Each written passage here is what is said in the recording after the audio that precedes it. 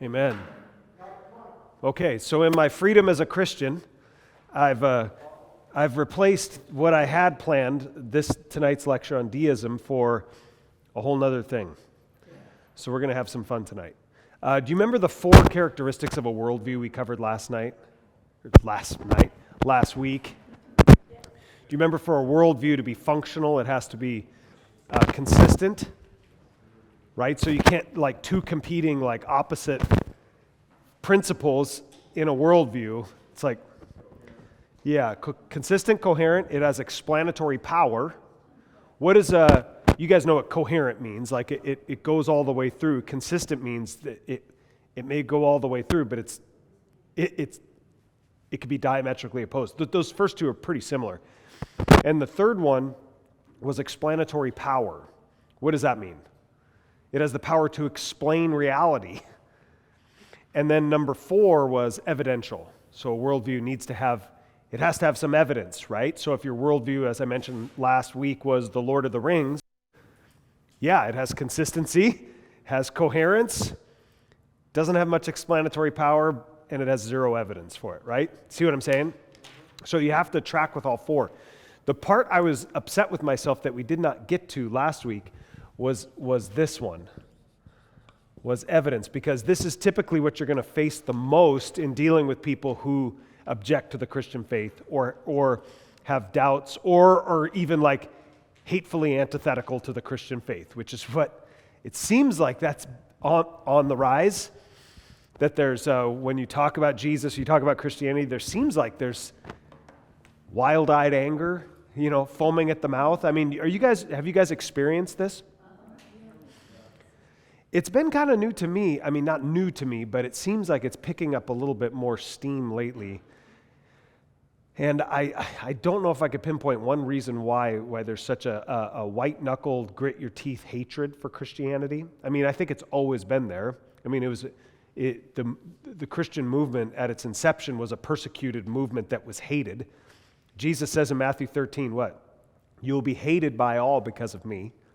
So my theology professor, Steve Paulson at seminary, said to us future pastors, he's like, if you're going in to the pastorship to be liked, hear the words of Jesus, you will be hated by everyone because of me. This is not, you should not go into it to be liked. That is, you should go into it for truth. You will be hated by everyone. So get used to being hated, he said. Okay. Why everyone? Well, because Jesus says the world hates him. In what Scripture would define as our original posture, it's that we don't want to be the steward. We want to be the owner of the vineyard. We take control of our own lives. We are the masters of our own destiny, masters of our own universe, to quote He-Man. And we are that Christianity seems to be the more of the lightning rod of all faiths because it claims that God came and saved and chose regardless of us. And so it takes the human individuality, which we pride ourselves in so much, our individual choice to make an identity for ourselves. Or what do they say in the Tower of Babel in the book of Genesis? We shall build a tower to do what? To make a name for ourselves. It deprives you of that.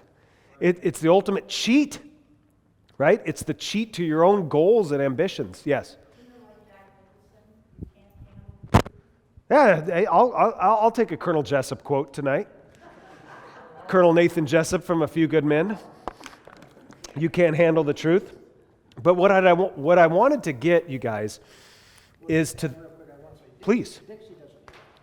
Nor do I hate you, but what the point he's making, when he walks out Thank you. the street out of this building, and the first 5 people he meets just walking up the street, they'll hate him. If he tells them the truth, they'll probably not like him at all. Yeah, look at the opposition Jesus faced. Yeah, every word of it. And usually from the religious folks. Yeah, and from his family. And from his friends. I mean, one of his best friends betrays him. His best friend denies him. When Jesus tells them the disciples the whole purpose for which he comes, the chief disciple Peter brings him aside and rebukes Jesus and said, "This shall never happen to you." I mean, there's opposition. What did Simeon say when he took the baby Jesus into his arms in front of Mary? What did he say? He says, "This child is destined for the rising and the falling of many in Israel. And he says, and he will be a sign that will be opposed, that they're going to hate it. So don't be surprised, right, when you're undergoing persecution or you're undergoing scorn or vitriol for your faith in Christ. It's Jesus. He says, I've told you ahead of time. If they're doing this while the wood is green, what do you think they're going to do when the wood is dry? Huh? Remember he tells the weeping daughters of Jerusalem as he's walking the cross to Calvary, if they did this when the wood is green, what do you think they're going to do when it's dry? So I wanted to take our time together today and make sure you're writing down your questions, because we could stop, we're going to stop, on the evidential nature of Christianity. The evidential nature of Christianity. Because that's the fourth precept of a worldview, right? Evidence. So what evidence do we have with Christianity? The most repeated objection I typically hear is that Christianity is fairy tales. Like every other religion, it's fairy tales. Typically, you'll hear that from someone who hasn't investigated any of the historical evidence, right? So I always find it funny that people have a hardcore, passionate, white-hot opinion over something that they've never studied. Yes, so that it's bizarre. What would that be called? An incoherent worldview, right? So we're going to look at the evidence.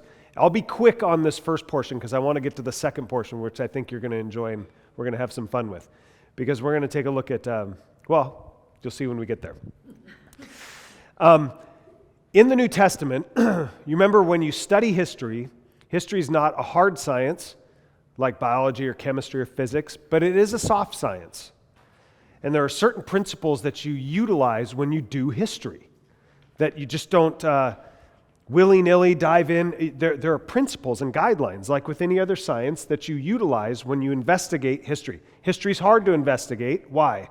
Because the past, what's the essence of a scientific experiment, Doc? It's repeatable. It's repeatable. What's the flaw with history then? History repeats itself. Well, I would say, he said history repeats itself. I would say history may not repeat itself, but it does rhyme sometimes. But for the most part, the past is gone. You can't necessarily repeat it exactly. You know what I'm saying? So that's what makes it hard. So what you do when you want to investigate something, let's say if you wanted to investigate a key battle, the Battle of the Bulge in World War II. Okay, so we're looking at winter, spring of 1945. Winter of 1945. How would you go about figuring out what happened? What would you do?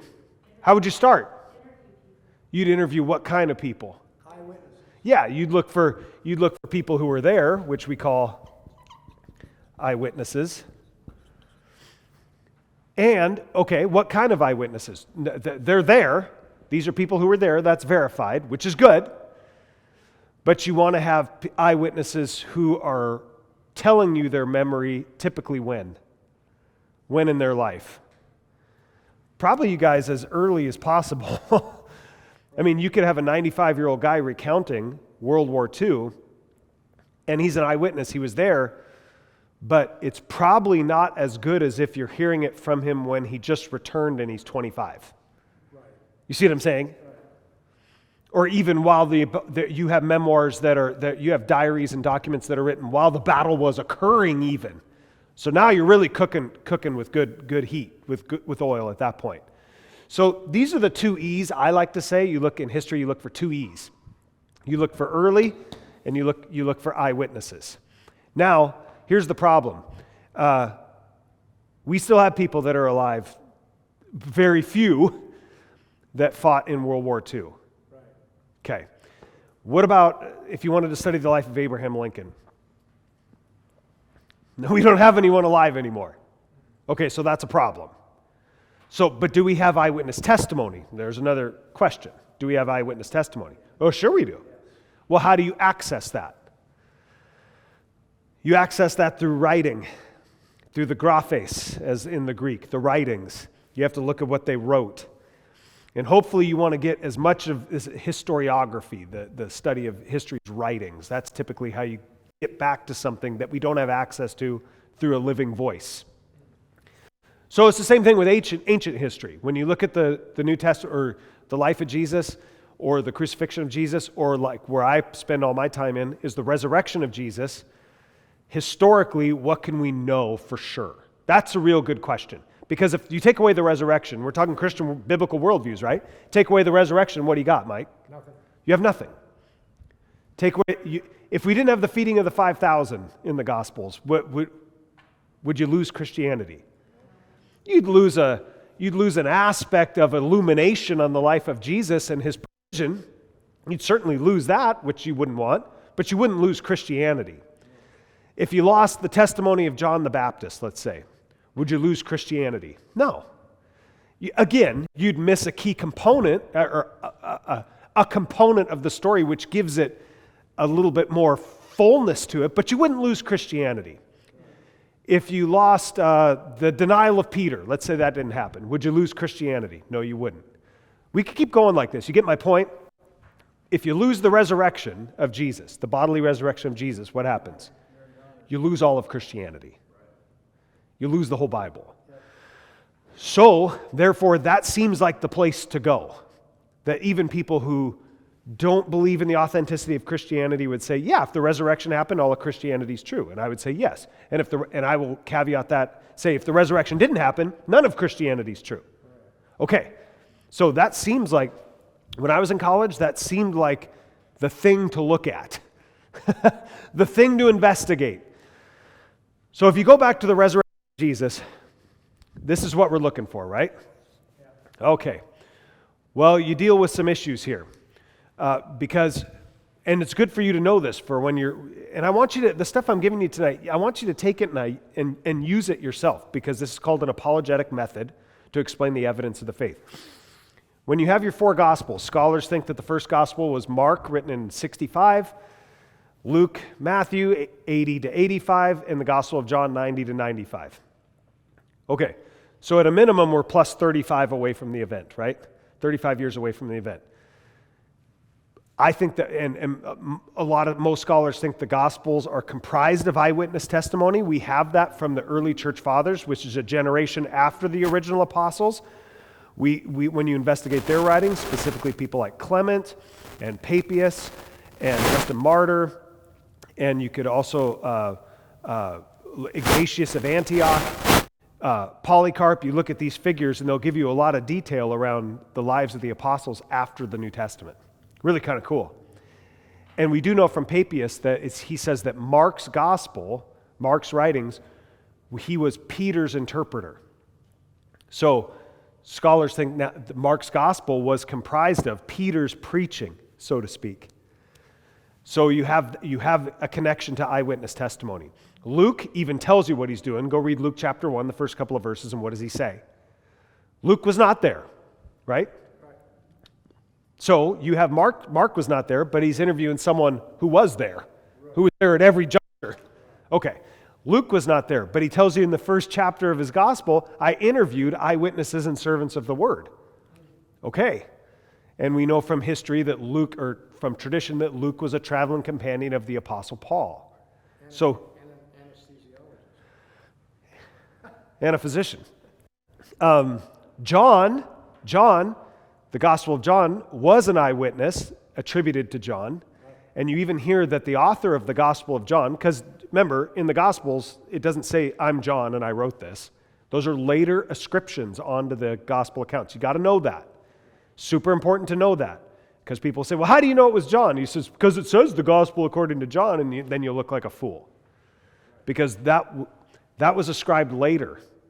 It's not in the text. It was ascribed early, I think, but it was after it was written. But we do know that this figure called the beloved disciple, which first appears in chapter 13, the disciple that Jesus loved, right? He's at the Last Supper, leans back against Jesus, remember, and says, Lord, who is it that's going to betray you? Never gets a name. He's just called the beloved disciple, the disciple that Jesus loved. You hear about him chapter 13. Hear him in chapter 18. He leads Peter into the high priest's court because he knows the high priest after Jesus is arrested. Chapter 19, he's at the foot of the cross, and Jesus gives over his mother to this guy, right? The beloved disciple. He's also one of two people that Mary Magdalene tells that the tomb is empty, and he has a foot race with Peter, and he outruns him. This is the disciple that Jesus loved.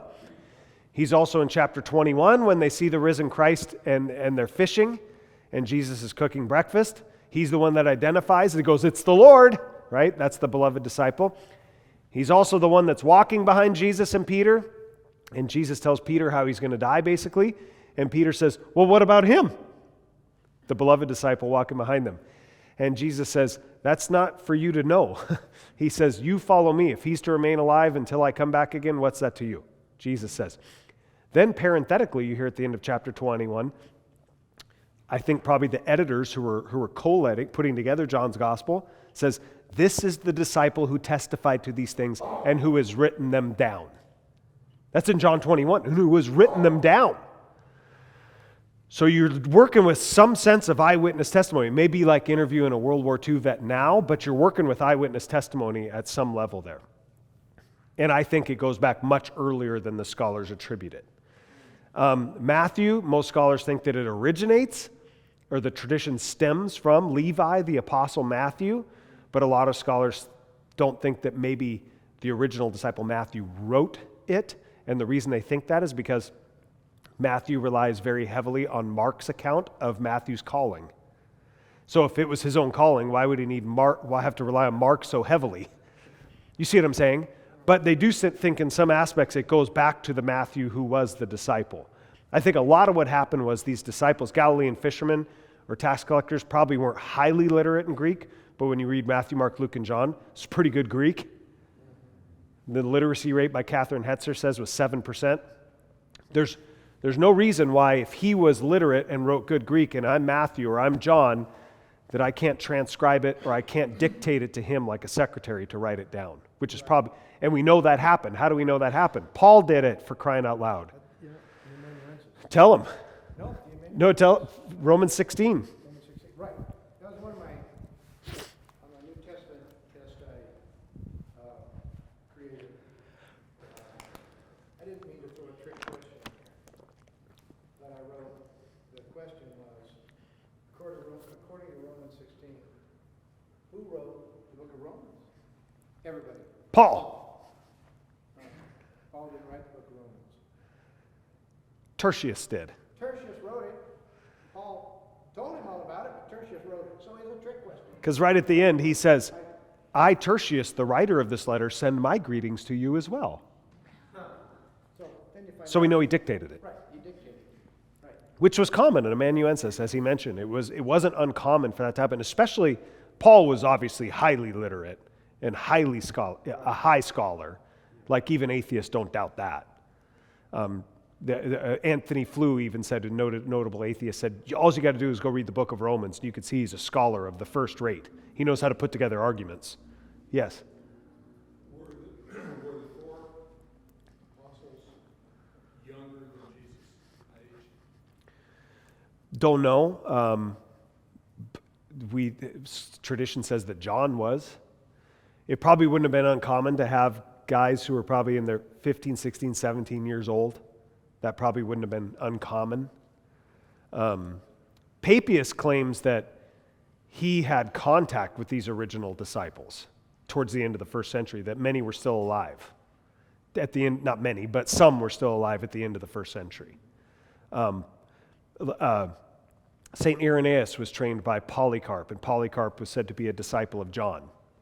Which John, I don't know, it's a super common name. If you go read Richard Baucham's book, Jesus and the Eyewitnesses, he gives you the different names that were prevalent in Israel at that time. Simon was the most common name for men. John was the second most common. Most common name for women, anyone know? Yep, Mary or Miriam. Yeah, it was the most common. Because there's Marys all over the place in Jesus, in the Gospels, in all four accounts. There's Marys everywhere. There's 1, 2, 3 Mary to the tomb on the first Easter. Anyway, so you could get eyewitness testimony out of the Gospels. What's even better than the Gospels in terms of history are the letters of Paul. They're better. If you're doing history, it's all good for faith, I'm saying, like it's God's word, duh. It's the Bible. But if you're doing history and you're kind of taking your Christian hat off and you want to deal a little bit with unbelievers, Paul's letters trump the Gospels in a major way. And specifically, the accepted letters of Paul. Some people think that Paul had letters that were written. There's a lot of scholars think that weren't written by Paul, but they claim to be written by Paul. I happen to think all 13 are Pauline, written by Paul, because even they say, well, Paul didn't write Colossians, or Paul didn't write Ephesians. And at the end of it, he says, I, Paul, write this with my own hand. It's like, that's proof he didn't write. We're playing linguistic games at this point, right? But the accepted letters of Paul, there's 7 that all scholars, 100% accept that were genuine from the hand of Paul. I mentioned one of them already, Romans. There's another one, 1st, 2nd Corinthians. So there's 3, right? What else do we have? Galatians, not Colossians. Galatians. So how many do we have? 1st, 2nd Corinthians, Romans, Galatians, Philippians is considered his. Philemon, not Hebrews. Yeah. And 1 Thessalonians. Those are your 7. Those are the accepted. And so when you deal with unbelievers, you could say, these are the letters that are accepted by people who don't believe. Okay, so we're going to work on your ground. We're going to put a road jersey on, our away uniform on. We're going to play on your turf. 1 Corinthians, this is by far the most important for historical research. In 1 Corinthians 15, I'll speed through this, so keep your ears up, no getting tired. I hate fatigue. I'm taking my coat off. We're gonna move fast. We're gonna move furious. Please don't be tired, because it makes me tired and it makes me think you're bored, which makes me want to go home. In 1 Corinthians, Paul references history quite often. As a matter of fact, we know exactly when Paul was in Corinth. In Acts chapter 18, Luke mentions that when Paul went to Corinth, there was a man named, this dude's name. How many of you heard of this name? Gallio was the proconsul of that region, of Achaia, of Corinth. Archaeologically, do you know they found a plaque with that dude's name on it? Archaeologically. Fascinating. And we also know from documentation back then that proconsuls or governors of those regions only served 1-year terms. And it has the year on it, on the plaque. And so when Paul went to Corinth, it says Gallio was the proconsul. Holy crap, we know the exact year. It's the most firm date in the New Testament. We know the exact year Paul was in Corinth. Isn't that amazing? You could date it at 53 or 55, depending upon the calendar, but let's just go with this year. Let's say Paul was in Corinth in 55, or written in 55. He was there in 53. So he's writing this in 55. This is when he's writing. He was there converting them. He was present in 53. So how many years is that away from Jesus' cross? 23 years. 30 AD. Jesus died. Okay. So in 1 Corinthians 15, this is critical. What's also interesting is when Paul gives instructions in 1 Corinthians 15, he says, this is not me, this is the Lord saying it now, right? Then in other aspects, he'll talk to people who are thinking about marriage or getting married. He says, this is me, this is not the Lord. Do you see how he makes a distinction? This is the Lord, this isn't me. Then in another passage, he'll say, this is me, not the Lord. So take it with a grain of salt. This isn't the Lord, didn't tell me this, this is me. Which means that Paul knows how to make a distinction then between what he knows comes from the mouth of Jesus and what just comes from him. That's interesting, isn't it? Here's what he says in 1 Corinthians 15. I'll preface it really quick. He says, now I would remind you, brothers and sisters, of the gospel that I preached to you when you were converted here. When I was there, I would remind you of the gospel that I preached to you. You track with me? He says, for what I received, here, this is in 1 Corinthians 15, written in 55 AD. Now, brothers, I would remind you of the gospel I preached to you. For what I received, do you see that? Lambano, parlambano, what I received. And by the way, every scholar would say this is rabbinical language. It's the language that rabbis would use. What I received, I passed on. This is how rabbinical teaching, you receive, you pass on. It's the same language that rabbis would use with their students. And most notably, even in Jewish circles today, rabbis and their students, typically, what do they want them to do when they give them information? Memorize it. Memorize it. Now remember, 93% illiteracy rate. So you've heard me say this in church. How did people teach back then principally? By memorization.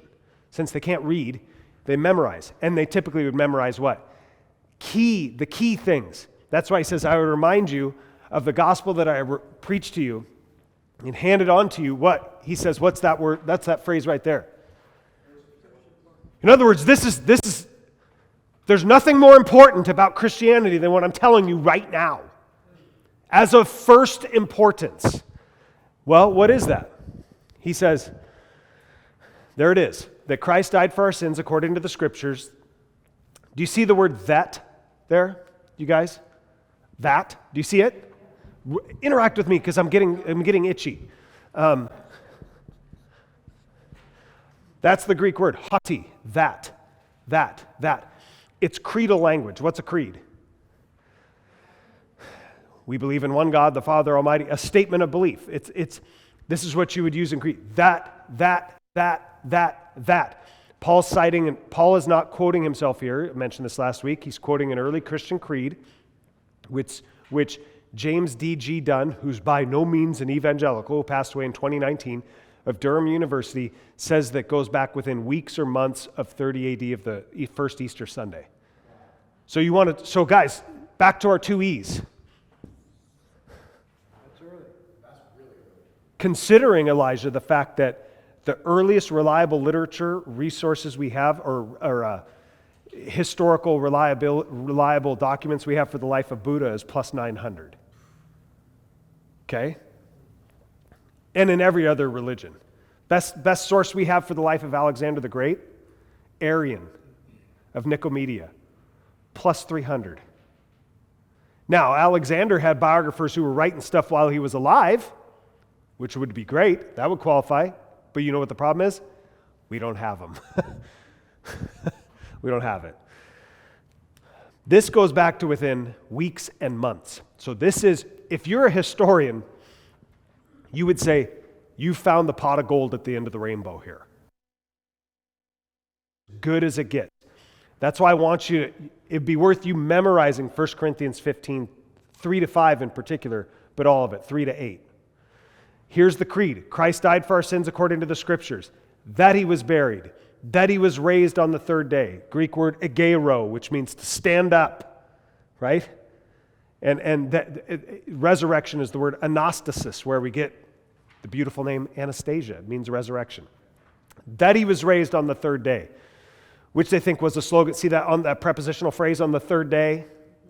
That was probably one of the oft-repeated things about Christ's resurrection, on the third day, on the third day, on the third day, on the third day. And that, here you go, he's going to get into appearances now. There's 6 appearances, 3 to individuals, 3 to groups. That he appeared to Peter, and I use Peter there. He doesn't use that in the original. He says he appeared to what? Yeah, Cephas, Cephas, which is Peter's Aramaic name, which means that the creed that Paul's quoting here, as he writes it in Greek, had its origins in Aramaic from the beginning, which is the language that they spoke in Israel. So now you're saying, oh gosh, this may be a memorized creed, but now we're getting data that shows that it not only goes back early, it goes back to Jerusalem, or it goes back to Israel. Paul's writing it in Greek, but he's translating it into Greek from Aramaic, the language that they spoke. Now you're really starting to cook with oil, right? That he appeared to Cephas and then to the 12. You say, well, I don't understand 12. Judas committed suicide. So there was only the 11. Well, you guys, that's why in Division I football we have a conference with like 17 teams and we still call it the Big Ten, right? It's a name. It doesn't necessarily mean the literal 12, but it was a name of that group. You track it with me? Athena, were you going to say something? But at that point in time, the person who was over here replaced Judas would have been, so it still would have been 12. You talking about Matthias? Don't know about the timeline, but even if it wasn't, that was still a designation that would have been used if there was, let's say 6 of them were dead, they would still say the 12, right? It'd be like saying the Seahawks, even if there's only, you see 5 of them. Look at those the Seahawks over here. Appeared to the 12, then to the 12. I'm going to speed through this now. Then he appeared to more than 500 at one time. N.T. Wright How prominent is N.T. Wright New Testament scholarship? Says this is mentioned more than 500 people at one time. They don't think what I have in yellow is part of the original creed. Paul inserted that. Why would he insert that? N.T. Wright says, undoubtedly, to tell the Corinthian people, if they want to ask anyone who saw it, most of them are still alive, you guys, you're just a couple days' journey away from people who are living in Jerusalem right now of that group that saw him. You could go ask them. Historical verification. That's why they think Paul inserted that, strictly for historical verification. You see, you're not dealing with fairy tales here. You see what I'm saying? Most of them are still alive, though some have fallen asleep, Paul says. Then he appeared to his little brother, James. And then what does Paul say? And last of all, he appeared to me. What I don't include what Paul says after that, what does he say? As to one who was aborted. That's the Greek word that he uses, is the word that we use for abortion or infanticide. One who was not born right. In other words, Paul's saying, I got an appearance too, but it wasn't necessarily like what they got. Right. Scholars think, when did Paul get this creed? Well, it says in Galatians 1, he says, when he was converted, in Galatians 1, the only time Paul talks about his conversion in his letters. He talks about it twice in the book of Acts. It's described 3 times in the book of Acts, in chapter 9, chapter 22, and chapter 26. He describes it in 22 and 26. You get a third-person description in chapter 9. When did Paul get this creed? He says in Galatians 1, after he was converted, this is how he describes his conversion. But when God, who is pleased to reveal his Son in me. No road to Damascus story. You get that in Acts, but Paul doesn't go into it. He says, I did not immediately, or who were apostles before me, but I went for 3 years. He says, then after 3 years, I went up to Jerusalem. So most scholars think that Paul was converted about 1.5 years, 31.5, not 30. Jesus died and rose again 30. Paul's converted in 31.5. He went up to Jerusalem, he says, and I spent 2 weeks with Peter. Spent 2 weeks with Peter. I went up to visit him, visit Cephas, he says. And the Greek word for visit, does anyone know? I went up to visit him. Doesn't mean did you catch the ball game? We usually say, hey, go over to so-and-so's house and have a visit. That's not what the term means. The Greek word is historesi, where we get, what's the stem of historesi? Histor, where we get what? History. He says, I went up to Jerusalem to get the history. That's interesting, right? I bet it went a little bit like this. C.H. Dodd says this. What did you see? Tell me about what you saw. Tell me about what happened. He's going to get the history, and most scholars think he spent 15 days with Peter, and he says, I saw none of the other apostles except James, the Lord's brother.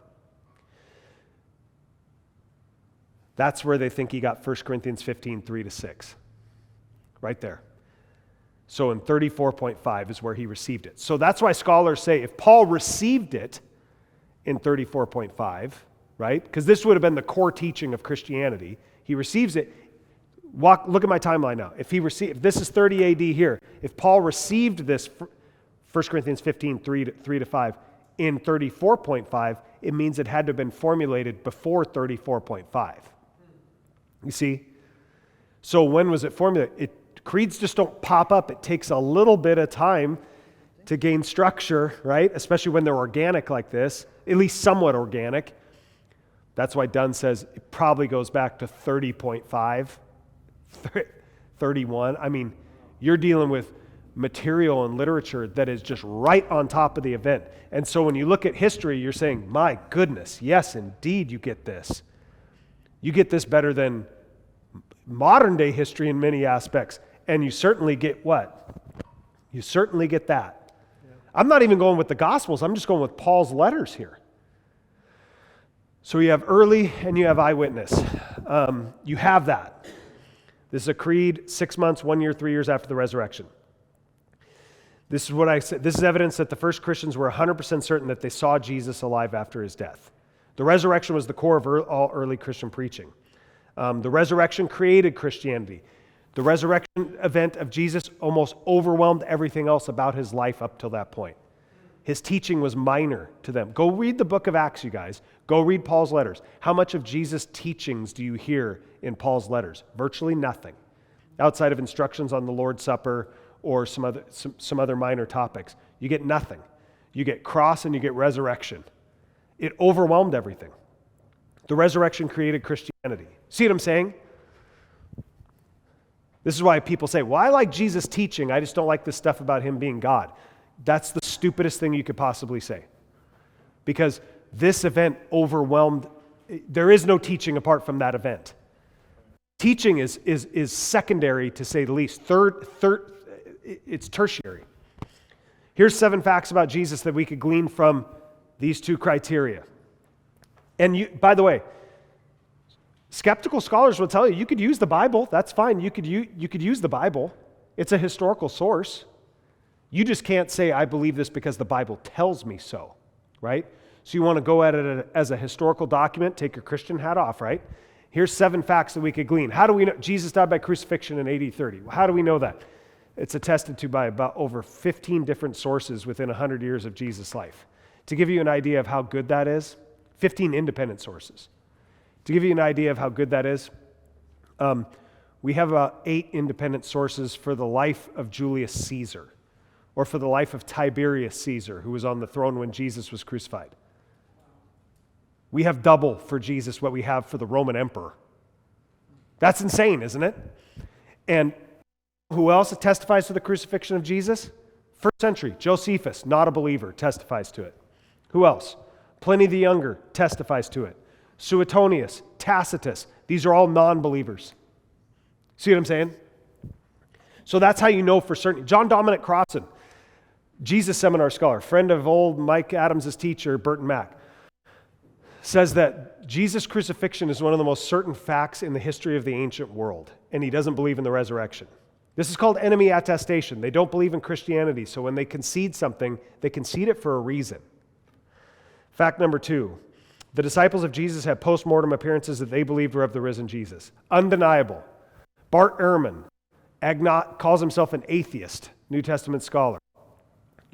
How many were in church at Emmanuel on Easter? I showed a clip of him. Remember the clip I showed? At second service? He says, well, what happened? He says, they saw him. I don't know what they saw, but they saw him alive after his death in some aspect. Undeniable, there were post-mortem appearances. This is E.P. Sanders, not considered an evangelical. Duke University. His disciples at first fled, then they saw him. In what sense is not certain after his death? You may be saying, well, yeah, I'm a Christian. I'm sure they saw him. We're not talking like Christians right now, you guys. We're talking trying to be objective as possible, historians, where we don't say we believe it because the Bible tells us so. That's for faith, which I do believe the whole Bible because the Bible tells me so. Don't get me wrong. I'm just saying, when you approach it historically and you want to deal with unbelievers, you can't go to unbelievers and say, because the Bible tells me so. They're going to look at you and say, I don't give a crap what the Bible says. Right? And so you're saying, well, then now you're at an impasse. You're like, you believe a book about fairy tales? I don't. And your point is what? And you're convincing me of what? Well, you're saying, no. I'm not telling you this because the Bible tells you. I'm telling you because it's undeniable history. That's a little bit different of an argument. Listen to Sanders. Then they saw him after his death. The Jesus followers and later Paul had resurrection appearances, in my experience, what is a fact is Z.P. Sanders. What the reality was that gave rise to the experiences, I do not know. Third fact, Sunday empty tomb, burial by Joseph of Arimathea. I don't have time to go into empty tomb. I could just say this. It's pretty hard to preach Jesus is raised from the dead when the tomb is full. Pretty easy to fact check, isn't it? Because they preached it in Jerusalem. I would just say, Mike, I don't believe these guys. And he would say, yeah, why don't we go check it out? If he's in the tomb, they're obviously wrong. So he obviously wasn't there. Women were the first witnesses. That's key. Why? Because that would have cut your legs off. If you're trying to invent a faith, you would never do that. Right. Interesting. Maybe they just recorded it because that's how it happened. That would have been scandalous. That's why this is called in history the criterion of embarrassment. It's an embarrassing feature. What would be another criterion of embarrassment? Disciples fleeing. Perfect example. And why would that be? Because when the Gospels are written, they were the leaders and the senior pastors of the church, and you make them look really bad. So if you're inventing a religion, why would you make the leaders that are propagating the movement look like absolute cowards and fools? Must have been the way it happened. Because there's no other reason, there's no other explanation as to why. No explanatory power. Back to that. Number 5, the conversion of skeptics, James and Paul. That's important. Unbelievers were converted. Why is that important? Because if you said like Gert Ludemann, they had hallucinations. Okay. Grief hallucinations. You have grief hallucinations over those whom you love. Yeah, granted, that's happened. Psychological literature shows that. I've read a lot of it. But people who don't believe it and don't want it to be true rarely have grief hallucinations. And it's hard to have hallucinations when you appear to more than 500 people at one time. It's hard to have the same hallucination where you appear to groups and individuals over the span of many, many, many days. There's no... Mike Licona said he called up the American Psychological Association chief expert who does studies on hallucinations. And he said in the one journal article that the APA published, why didn't you include anything on group hallucination? And you know what the author of the study said? The expert on hallucinations couldn't find any. I mean, we could find where they hallucinate the exact same thing at the exact same time, big groups of people. Couldn't find any examples. He used an example of, I said this in church on Easter, Navy SEALs who were sleep deprived, who had experiences of like a freight train running through the ocean that's going to run over their raft, but they disregarded it later. Why? The next day after they had sleep. Why? Because none of my friends saw it. Right? You see what I'm saying? They didn't, after the experience of being in the ocean, sleep deprived under basic underwater demolition school, they didn't say, holy crap, there was a real train off the coast of Coronado in the water. They didn't say that. They said, obviously I was jacked up, right? And the disciples knew the difference between having a vision of something and a resurrection. What's my example? Well, they saw Moses and Elijah appear with Jesus on the Mount of Transfiguration, and no one concluded that Moses and Elijah were raised from the dead. So they knew how to make the distinction between a vision and something that's palpable and real. They knew. Why didn't they conclude Moses and Elijah were raised from the dead? Well, because they knew it was a vision. Why did they conclude Jesus was raised from the dead, resurrected bodily? Well, because maybe they saw something and touched something that looked like that was that. The resurrection was at the core of our early Christian preaching. The eyewitnesses were willing to die, and some did for their belief in the risen Jesus. This last one is important. Why? Because if they were creating a religion and were faking and lying about the whole thing, they would have been in the position to know. You see what I'm saying? If it was made up, then these guys and gals made it up. That's undeniable. And they were willing to die for the fact that they did not make it up. Something happened to them where they were so scared that they fled their most loyal master, and then just merely weeks, days later, you could torture them and kill, and there was nothing that they were afraid of any longer. Something happened. As a historian, you look at those two. Those two facts right there are undeniable. They had a change of heart. Something happened. Something happened where you have a small group of people that said this about Jesus, and then years later, within 250 years, you have 34 million.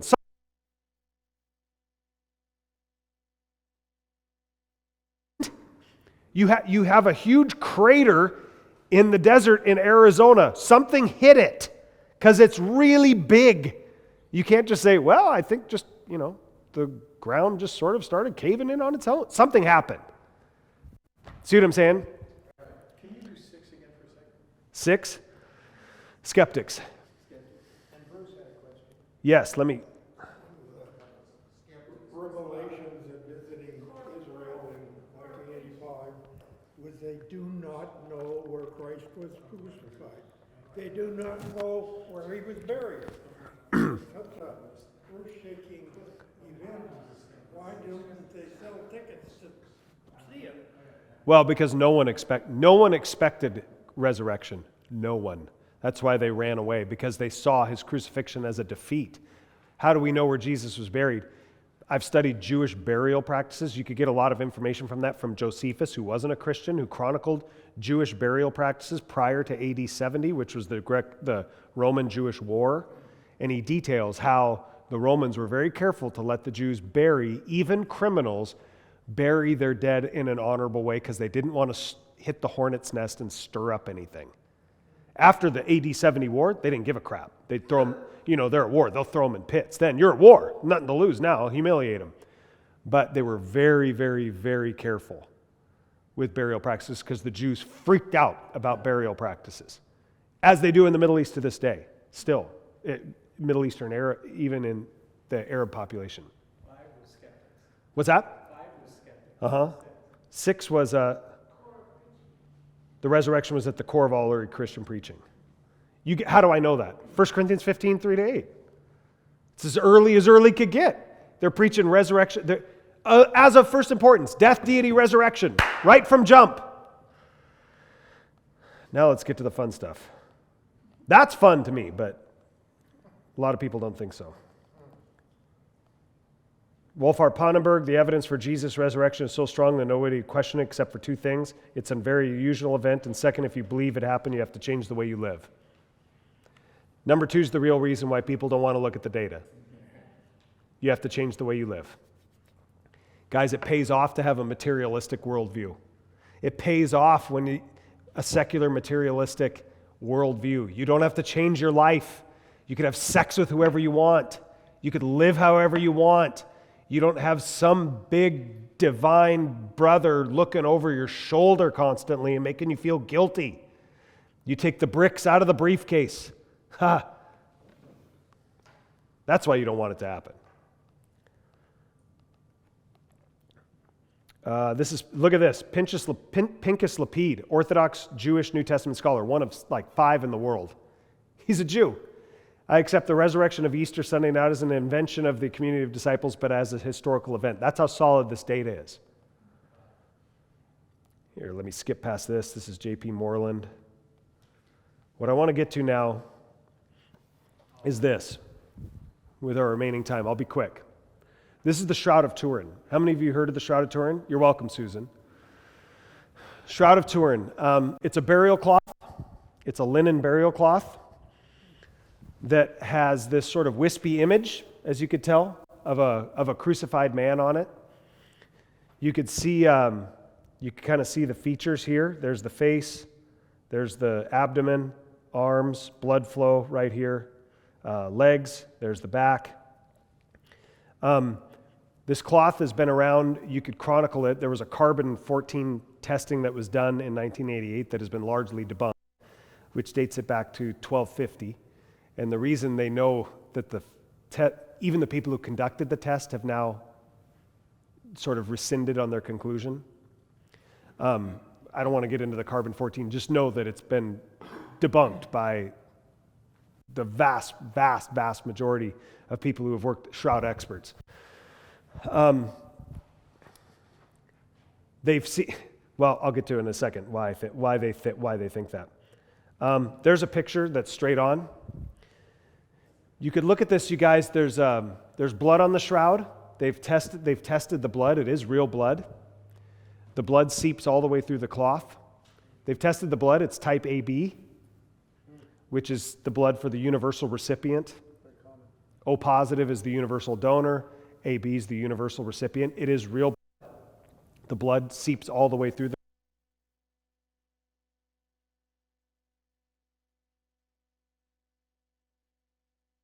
They found other burial shrouds from archaeological evidence that look almost exactly like this. They've never found one that has an image on it, though. So where did the image come from? Well, maybe it's chemicals or something like that. There's not one chemical. There's no paint, dye, chemical, powder found on this thing. The image is entirely superficial. What does that mean? It just is on the top half of the shroud. It's just on the front of the cloth. It doesn't go all the way through. The blood goes all the way through to the back. Shroud is, the weave is 200 fibrils. It's just a razor. Totally bizarre image. Look at. There's Roman coins that date back to the 6th century, which have the picture of Jesus, or you could look at the Pantocrator picture, which is the famous picture of Jesus in the 6th century, so you're looking at the 500s. Did you know if you're comparing likenesses, I think even with like identifying positive positive, this is the same person, two different pictures. You look for 40 points of similarity. The shroud and 6th century coins and artistic renderings have over 250 points of similarity to them, which doesn't mean it's Jesus, but it does mean that the people doing the painting thought that that was Jesus. See what I'm saying? Here, let me blow your mind with Galatians 3:1, the Apostle Paul. You foolish Galatians, who has bewitched you? Was it not before you that Jesus Christ was publicly portrayed as crucified? What? The Galatians weren't there when Jesus was crucified. Scholars think that Paul may have had the shroud with him. This gets even weirder. The Gospels mention the shroud, the linen shroud, a number of times. So that's weird. The other thing that's weird is that over 90% of the details of the shroud were unknown until photography was invented. What do I mean? In 1898, a guy named Segunda Pia took the first picture of the shroud, takes a picture on the left, that's what he takes, bang. Oh, by the way, in the 6th century coins, this thing is a fold in the shroud. Is it what? It's a fold. It's not on the body. And then you see these images in the 5th and 6th century where they're painting pictures of Jesus. They have this abnormal fold going through his neck, which means what? They're using this. The left is the first picture that is what it looked like to the naked eye that Segunda Pia took. The right is when he went into the dark room to develop it. That's what he saw, and he about passed out. About 90% of the detail is off of a photo negative. It's in the negative that you get the real detail. It gets weirder.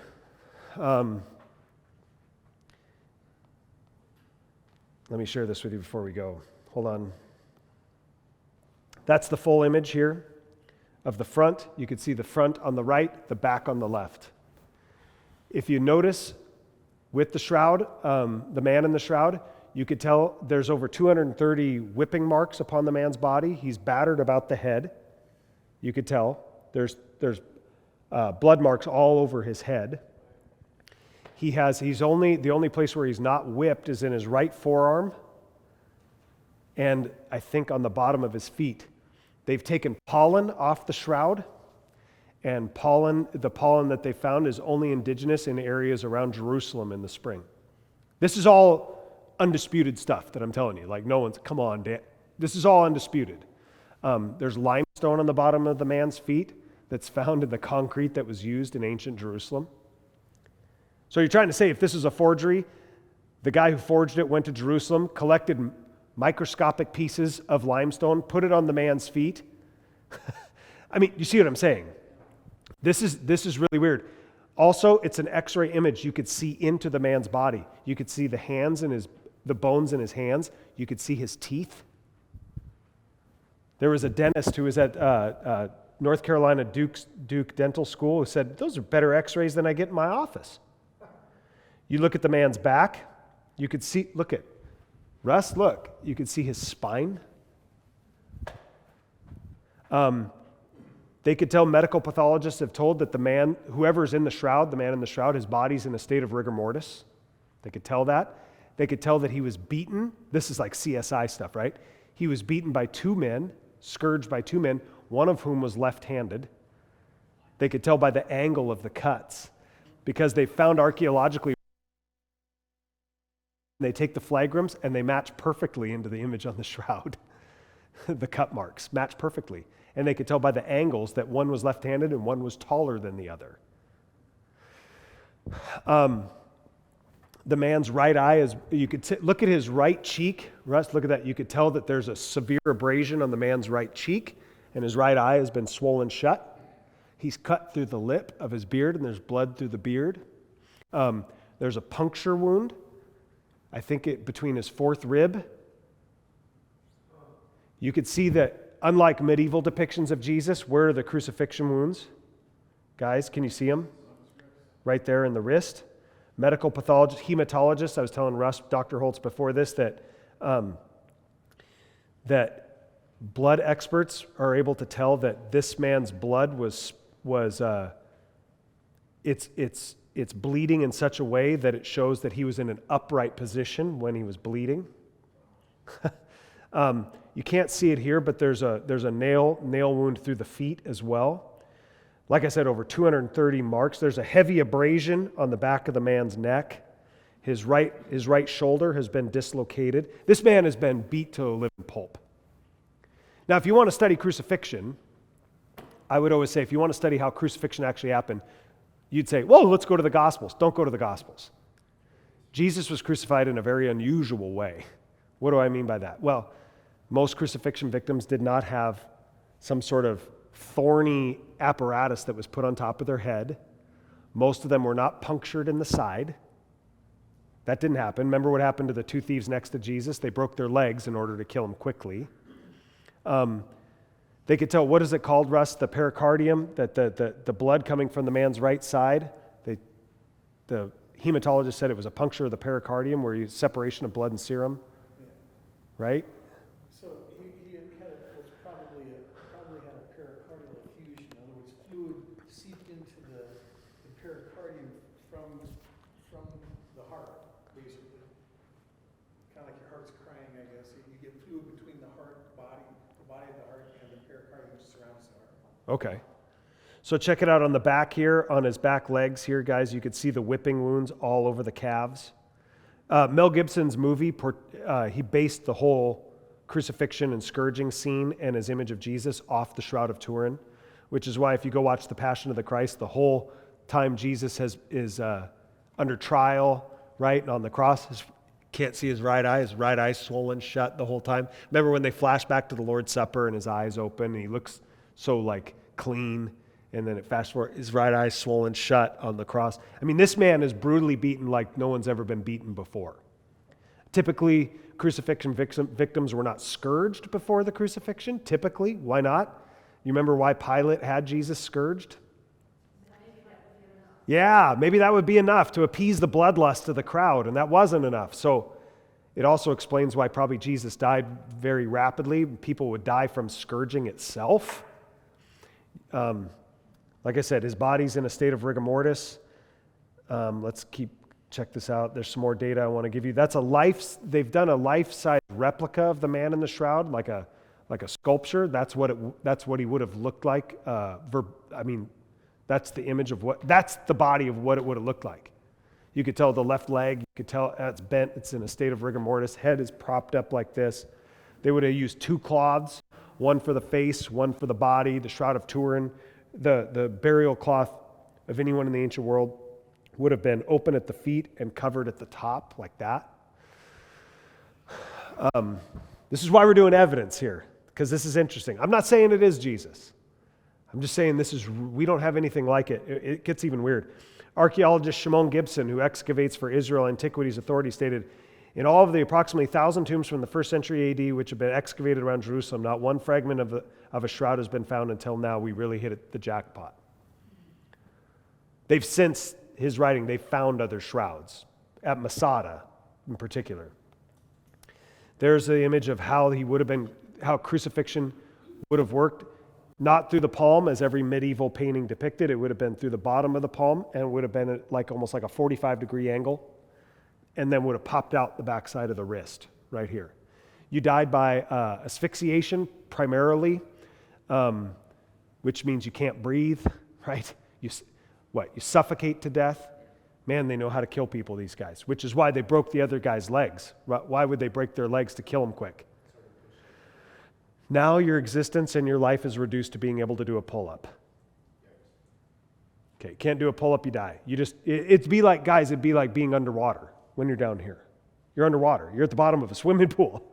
I mean, you're not breathing, which is why to breathe, you would have to worm your way up and writhe with those nails in your feet, and they would hit all those nerves as you writhe the pain would have been utterly excruciating. And then you would get at the top and you'd be able to breathe, and then back down into the low position, you'd go underneath at the bottom of the pool. It's brutal. That shows a little bit of how it happened. Check this out. There are 5 puzzling enigmas, mysteries, regarding the image on the shroud. Number 1, the image is only on the uppermost surface of the fibrils. Thus, it could not have been formed by chemicals. Chemicals would have bled through, right? Number 2, The image shows the whole body. However, not all areas of the cloth came into contact with the whole body. So how'd the image get there? So your nose would touch the cloth, but your neck wouldn't. It's a perfect 3D image that's on the cloth, though. So that means whatever generated the image passed through space and landed on the cloth, because not every part of the body was touching the cloth. And if you'd say it's a chemical reaction, there's no chemicals on it. So the third enigma, what does it say? The image was not produced by vapors from chemicals or vapors from the corpse itself. 4, there is a double image on both the front of the cloth and on the back. This is weird. You have the image on the front of his body, and then you have an image, there's nothing in between, then there's a faint image on the back. That's weird. Scientifically, it's bizarre.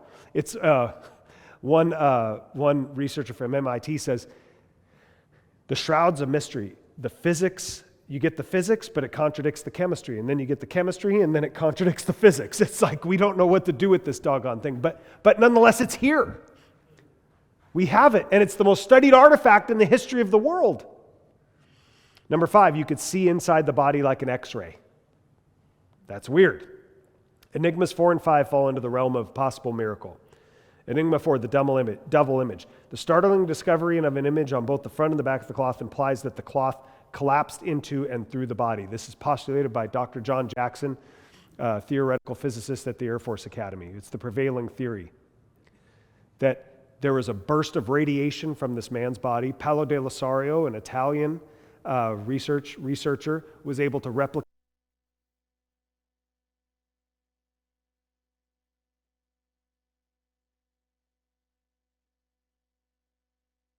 all the technology and all the output that we have in the world in 2022. We can't replicate it now. Let me repeat that. We can't replicate this thing today. What does Paolo de Lasario have? Well, in order to generate an image like that on a non-photographic surface, you took photography in high school, right? You need photograph paper. A linen shroud is not a photographic surface. You would need enough light to generate the image, right? You see some of this like in Hiroshima with their images or shadows on the wall. You'd need enough light, but it'd also have to be short enough in its pulsation to where you could see the image, right? So if you have all that light and it goes for 5 seconds, it would just white out. You wouldn't see anything. So it needs to be short enough. So Paolo de Lasario in the lab replicated, and he says you'd have to have 6 billion watts, which would be akin to flying you about 100,000 miles in front of the sun and opening your eyes. That's a lot of light, guys. And could only go for 40 billionth of a second.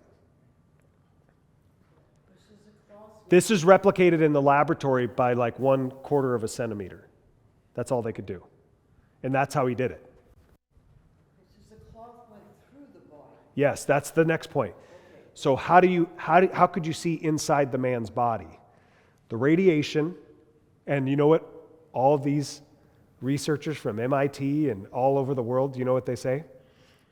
The radiation that generated the image came from inside the man's body. He's in a state of rigor mortis.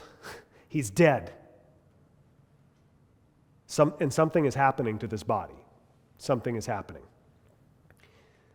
John Jackson said, in order to get all of that from inside of his body, it means the man had to go through the body, and this is what he calls the fall-through hypothesis, or the mechanically transparent man, that the man passed through the cloth. Go watch Mel Gibson's The Passion. He depicts this at the resurrection. Remember when the tomb opens and the light starts coming in and you see the cloth, and what does the cloth do? It just drops. They could tell also that the cloth was not unfolded. How do we know that? Because of the blood. If you wrap someone in its blood and you unfold it, it would smear, it would drop, it would go. It's exactly as it was when he was wrapped. It was not unfolded. And they could also tell, Doc, that the blood was on the cloth before the image was. I mean, this is weird stuff. There is no scientific explanation of how this could have happened unless the body became mechanically transparent, causing the cloth to collapse into it. If the cloth did collapse into the body, then the ultraviolet light would have completely surrounded the body. This would produce a double image on both the front and the back of the cloth, but nothing on the fibers in the middle. Dr. John Jackson, PhD of theoretical physics. Enigma 5, you could see in the body like an x-ray. The last enigma concerns the bones of the hand, which appear visible as if they were encased in flesh. The process that formed the image recorded both the inside of the hand, the skeleton, and the outside of the hand, the flesh surrounding the skeleton, at the same time. This again implies that somehow the body covered with the shroud became mechanically transparent and that the cloth collapsed into it and through his body. If it had not done so, the image would only have been on the outside of the body. No pigments, dyes, or stains have been found on the fibrils, x-ray, fluorescence. This is from the Shroud research team. Look at what I have in yellow. VP8 image analyzer. I'll go faster because we got to go. Show that the image has a unique three-dimensional information encoded on it. Freaked them out. They took NASA's VP8 analyzer. Do you know what that is? You could take a picture of like Jupiter's moons, put it in the NASA's VP8 analyzer, and it'll show you the color, the discoloration, and you could see topography. You could tell where mountains are. You get a 3D image of the moon, in other words, rather than just a two-dimensional with a picture. They put the picture of the shroud in the VP8 analyzer. And here, let me show you what they got.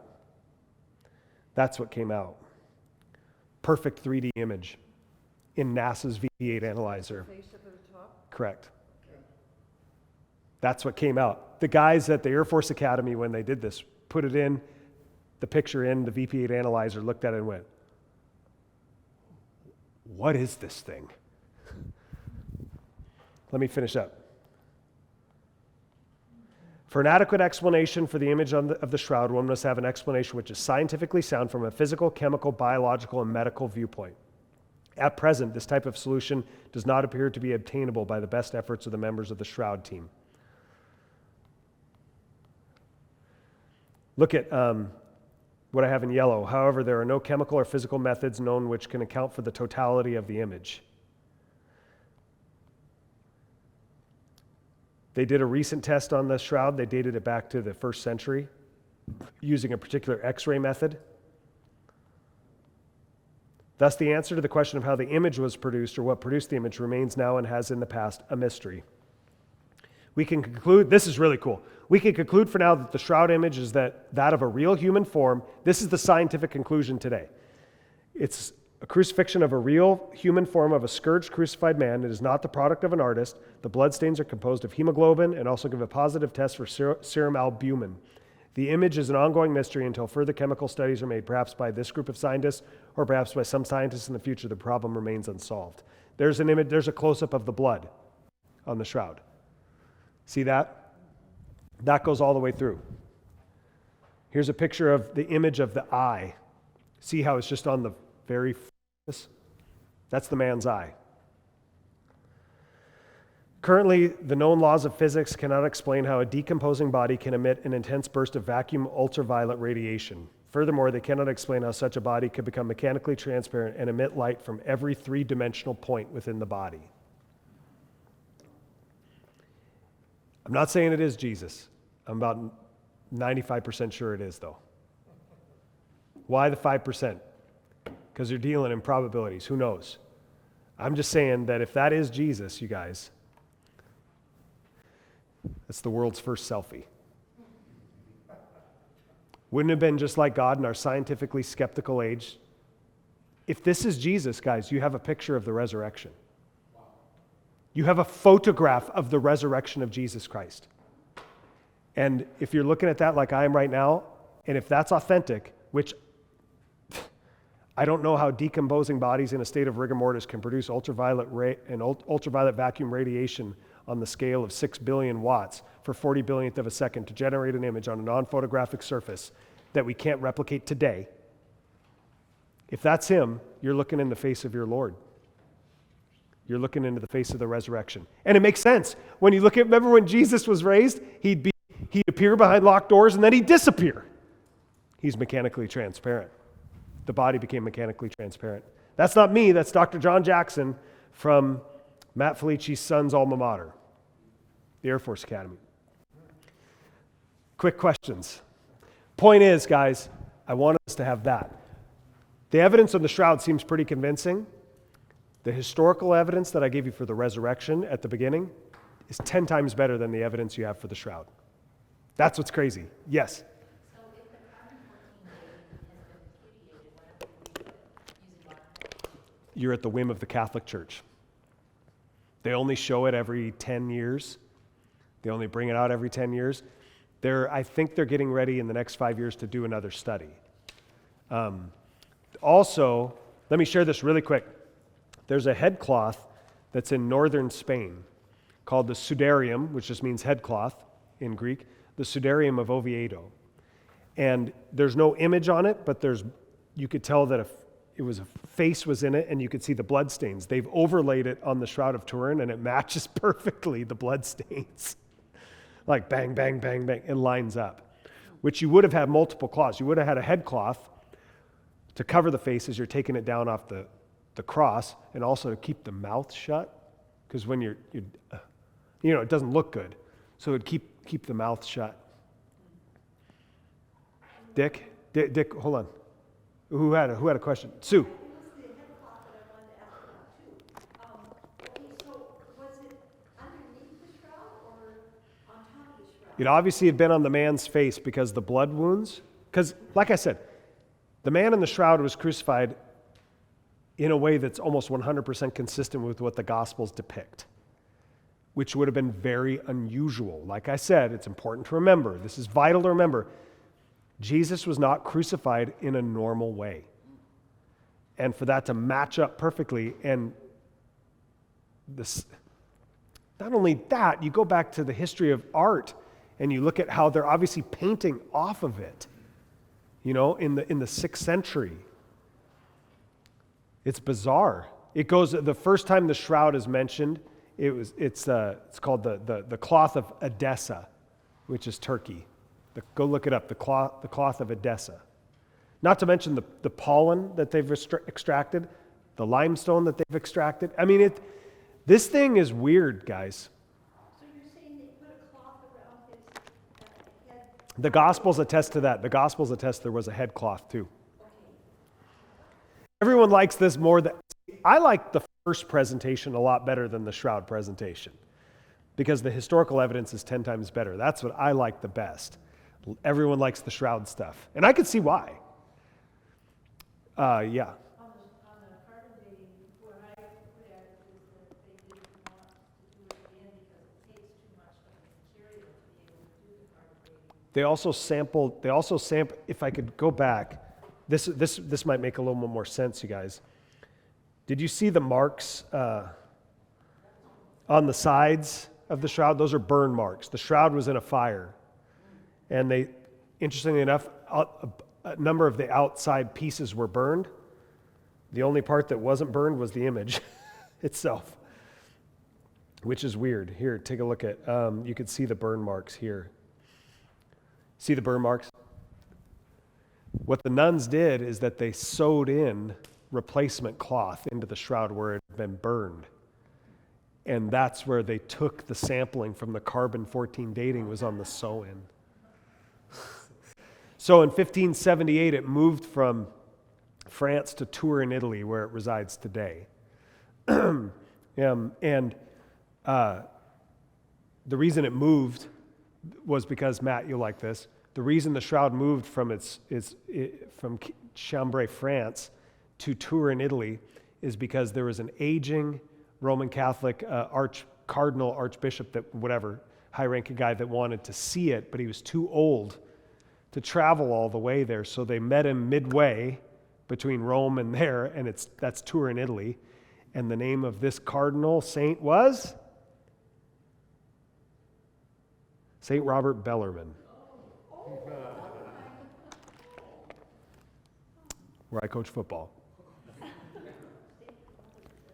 that weird? Mm-hmm. So the point is, I give you those 5 enigmas. Those are mysteries. Don't have explanations for. I mean, they just don't exist. This thing is a mystery. And I find it even crazier that that no one knew the detail of this sucker until photography was invented, and they took a picture in 1898 by Segundo Pia. Dude took a picture of it, went into the dark room, and about crapped his pants.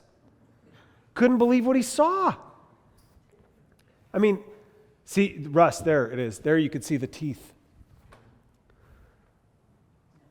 They've even discovered Roman leptons. I haven't mentioned this, under the man's eye. Coins. They found coins. What do you use coins for? Or over the man's eye? To keep your eyes shut. That have Pontius Pilate's name on it. I mean, this thing is a bizarre deal, man. I don't know what to make of it. I don't know, Doc, what do you think? 96%. You're more sure than me, huh? But the fact that it's like an x-ray and you could see into his spine, It's unexplained. that's his spine. Well, how do you get from inside the man's body onto the cloth? The only way you could do that is what they said is the intent ultraviolet vacuum radiation and the man passing through the cloth. Hey, by the way, where do you expect the image to be more solid, on the front of the cloth or on the back of the cloth? Where would you think? You'd think on the back because of gravity.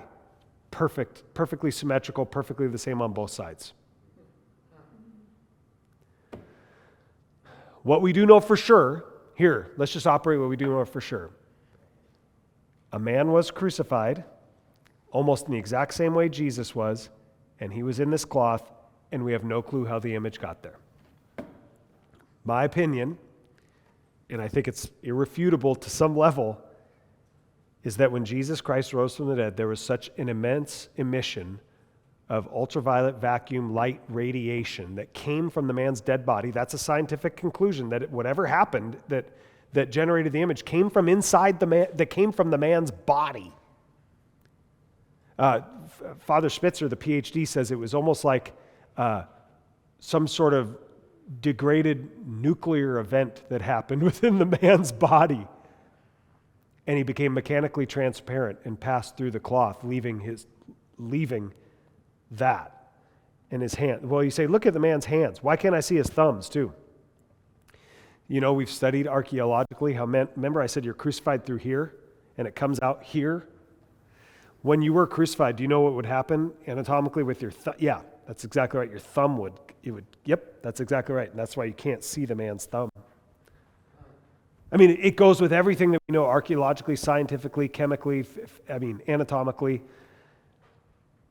His hands are a little bit distended, which happens with x-ray imagery. My wife told me that. She looks at x-rays when she goes to the dental office for the last 30 years.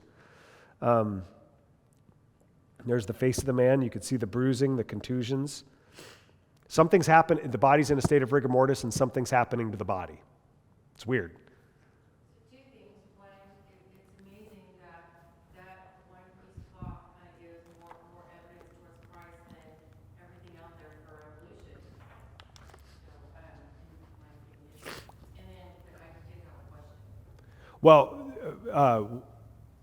number of scientists says this is like, for something like this to occur that we can't replicate, it's an event horizon. It is it's similar to like the Big Bang explosion, something like that. But there's proof. That's the one thing that weirds everyone out, Athena, is that we may like, oh, that's weird, it's weird, but nonetheless, it's here. We have it. It's like when you look at the odds of us coming into existence, complex human creatures, by chance, without a hand, you'd say, well, the odds are, do you know what the odds are of a single strand of DNA of coming life evolving by chance? A single strand of DNA is 1 times 10 to the 132nd power. That's 10 with 132 zeros behind it. But that's that one DNA. It's got to be done again. Single strand. Exactly. Yeah. Do you know scientifically probability concludes that something is possible but absurd when you get past 10 to the 75th? There's 10 to the 25th power seconds in the history of the universe. I mean, so you're dealing with something that we don't know what to do with it. Well, it kills me that there's so much, like in the fact that there's so much history and there are facts out there that people will close their eyes to, but to me it takes so much more faith to believe in evolution. Frank Turek has a good book. He's a Christian apologist. Says, I don't have enough faith to be an atheist. I don't have enough faith. You know, I mean, this is pretty interesting. I mean, this starts to get. I mean, if this is Jesus, you guys, this starts to get kind of fun. I mean, you know what I'm saying? You don't have a baseless faith, to say the least. And I think it's important for Christians to know this stuff, what's out there. All right, we're way over, but Just one quick question. I saw you get really, when you said his blood type was AB, you said the universal recipient. Why is that important? I don't know. I just know it is. Well, go ahead. He took all of our sins. He's the universal recipient. Yeah, you could make a fun theological jump on that one. You know, he's the universal recipient. When I am lifted up from the earth, I will draw all men to myself. There's the universal recipient. I know. So here you have not only, you know what you have, if this is authentic, you know what you have right here? Looking at it in one image, you guys. We'll end with this. That's the gospel. That's the gospel right there. And if they went to the tomb, imagine if we were the disciples and we went to the tomb and he was gone, don't you think that we would grab those grave clothes? Guys, if people with their kids, you know, don't throw their shirts away. If they have a child who dies, they don't throw anything away. They savor it, they hold on to it. Don't you think if that tomb was empty and they saw those grave clothes like that, don't you think they would have kept them and treasured them? Of course. I mean, that's like a no-brainer, you know. They were so meticulous with the burial processes, 10 times more than we are now. You know how they would bury someone. They'd place them into a tomb. By the way, the weave on the shroud shows you that the linen shroud, that's the Shroud of Turin, would have been super expensive back then. Very, very, very, like rich people were buried in shrouds like this. And then you're thinking, that doesn't, now it's starting to make sense. We'll say it for every, who was? And he says buried him in his own tomb, which means probably in a shroud. And furthermore, crucifixion victims like that, especially on the eve of Passover like Jesus, were buried hastily, as fast as possible, right? Because you're out of time. You just got to get it done, which explains why the women were coming back. Andy Stanley always says, do you know why the women were coming back on Sunday morning? Because they know the men buried him, and men never do anything properly. Yeah. I had a second question also. You took a lot about history with the evidences and the archaeology, all that other stuff. Are there some books that you would suggest being maybe watching people in the list or something? Yep. Anything by this man, Mike Adams' buddy. Last name is Habermas. Here's another one named Lacona. You could talk to me. I'm finishing up my doctoral work on this stuff here at Faith. And Gary Habermas is retiring out of Liberty University. Get this. Did his PhD on the resurrection in 1976 at Michigan State. They said, you could do it, and you could use the Bible, just don't write a dissertation that says, I believe this because the Bible tells me so, right? And for his oral defense, one of the atheist scholars says, you never brought up the most fascinating thing about the resurrection, the best proof. And he goes, what? He goes, the Shroud of Turin, in his dissertation. Habermas is currently finishing what he calls his magnum opus, the big work, his lifetime work on the resurrection of Jesus. I think he said it's currently at about 4,500 pages. There's that much data is his point. Serious? Yeah. Wow. Well, now you start to understand what the author of the Gospel of John says. Jesus did many other things which are not written in this book, and if I suppose they were all written, all the books in the world cannot contain them. The fact that there is so much and they hide it so much, so the average person out there actually has to study and dig to find this information. Point is I just want to give us some bedrock for our belief when you encounter people who say, no. What we did tonight is the fourth principle of a worldview, is evidence. You want to close us out? Father, we thank you for the resurrection of your Son, Lord, and as your word says, as the Apostle Paul says, what a crazy deal to think that the same power, you say in Romans 8, in your word, Lord, the same power that raised Jesus from the dead lives in us. Dude, we don't know what to do with that, Lord, but we know that means that the entire power which generated the cosmos and raised a dead body from the dead as the living Lord of the universe, that's available to us. Wild. That's so wild. So, Father, continue to remind us who we are in him. Thank you. In Jesus' name, amen. Amen.